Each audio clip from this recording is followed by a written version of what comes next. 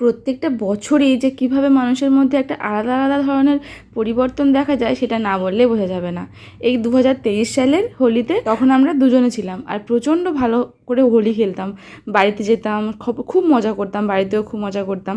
তারপরে এলো 2024-এর হোলি, যে হোলিতে আমি পার্টিসিপেটই করতে পারিনি, কারণ সেই সময় বাবু আমার মধ্যে ছিল আর আমি প্রচণ্ড অসুস্থ ছিলাম, যার জন্য তোমার দাদাভাইও বেশি হোলি খেলেনি। আর এই বছরের হোলিটা দেখো একদম আলাদা, এই পরপর 3টে বছর 3 রকম হোলি। এই বছর হোলিতে বাবুর সঙ্গে এই প্রথম অ্যাজ আ পেরেন্টস আমরা হোলি খেলছি। তাও খুব বেশি হোলি খেলতে পারিনি, অল্প অল্প রং দিয়েছি গায়ে, বাবু যেহেতু বড্ড ছোট তাই জন্য। কিন্তু এবছরটা যেন বড্ড স্পেশাল মনে হচ্ছে, ছোট বাচ্চাকে নিয়ে এই প্রথম বছর আমরা হোলি খেলছি, সেটা যে কী আনন্দের।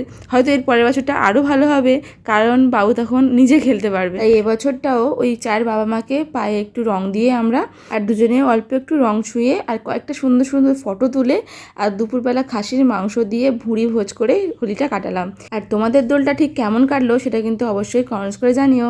তো টাটা। এই ফটোগুলো তো আগেই দেখেছো, আরও একবার কয়েকটা অ্যাড করলাম।